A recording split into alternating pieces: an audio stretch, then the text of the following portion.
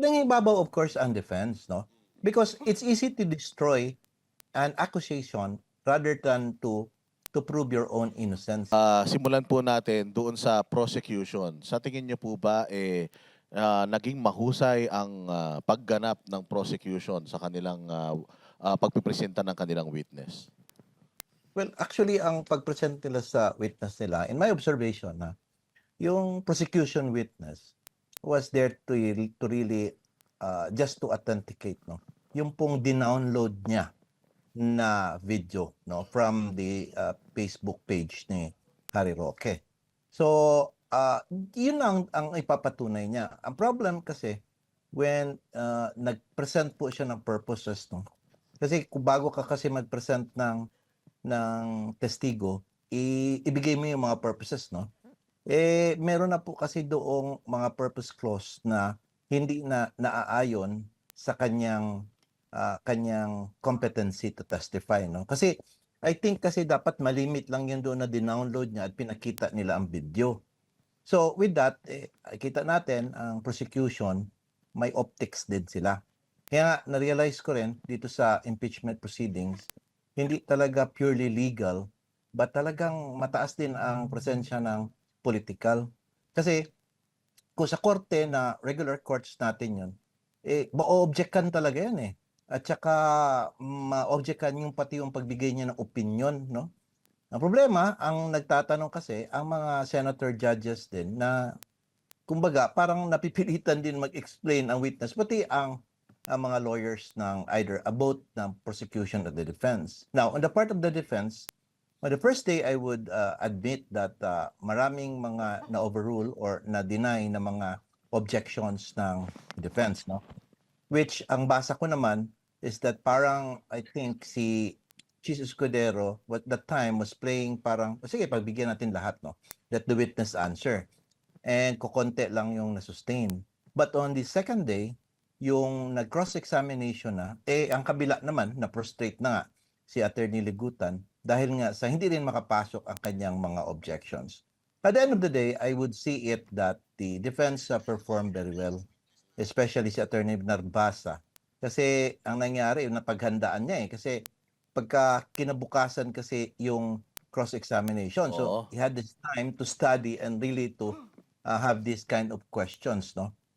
So yun ang observation ko. I think the defense was able to bounce back yung sa cross-examination nila.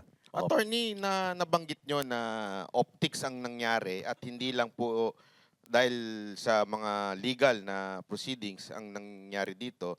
Pero sa tingin nyo po ba nakapuntos sa taong bayan ang prosecution nung nilahad nila itong witness na ito? Alam niyo po, sa ngayon, kung pag-usapan natin, never man talaga nakapuntos ang prosecution. Even at the time na nasa Committee on Justice stage pa yan. Because, you know, the people would never believe them.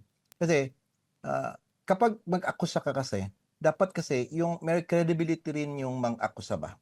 And you know the personalities involved na nagpasa nitong articles of impeachment. So, having said that, meron pong mga pangyayari na napilitan na lang sila ipasa ito dahil wala silang choice, no? At the end of the day, the fact na nalaman nila na meron pong 16 votes na yung threshold, no? Kasi ang constitutional denominator is talagang all members of the Senate, which is 24.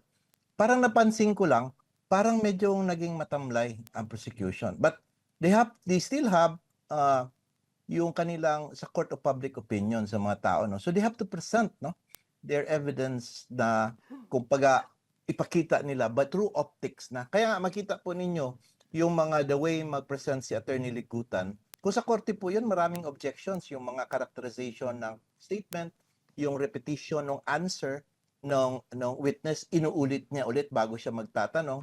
Those matters are simple things, no, but in regular courts, pag objectionan mo yan, magagalit talaga ang judge. Bakit ka ba nire-repeat mo pa yung sagot? Bakit hindi dire-diretso? You are wasting judicial time, no? That is really in litigation. But since nga political, nagkaroon na maraming optics. Isa pa po na nakita kong optics is yung pamaraan na meron pang manifestation bago mag-present ng articles of impeachment. Meron pang tinatanong yung prosecution kung ano ang inyong stand, which are sana para lang yun sa memorandum, no? Kung mag-submit ng prosecution or both parties required to submit their memoranda. Pero ang nangyari, na-advance na kaagad, no? At saka parang yung mga senator judges, especially doon ng non-lawyers, parang nagdediretso na rin sila sa merito. So, ang aking tingin po talaga, sir, if you will analyze this, yung legal evaluation is there. But ang optics at yung political, mas marami po talaga ang political optics para ikumbinsi yung taong bayan. Kasi they know for a fact that they no longer can convince the impeachment court. Paano man sila makakuha ng 16? 13 nga sila, variable pa nga yung 13. So they know that they cannot get it from the impeachment court. So they are now courting the public opinion. Kaya nga, makita po ninyo, sa social media, paspasan yung trolls, tapon dito, tapos yung mga doon sa allied, no, na kahit na minsan natatawa na nga ako sa mga comments nila, binibend na yung definition.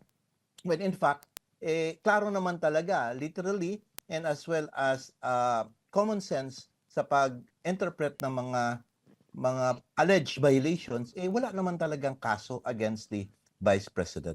Okay, attorney, si Master Judea po, no? Medyo Yes, sir. nagkakaroon po kasi ng kalituhan, no? Nakikita natin yung mainstream media, ang pinipraise nila is yung prosecution team. Pero kung makikita natin sa mga comment section sa mainstream media, social media, ang pinipraise nila ay yung defense team. Pero sa inyong pananaw po, sa 3-day trial na yon, sino po ang nangibabaw dun? Ang ibabaw, of course, ang defense, no?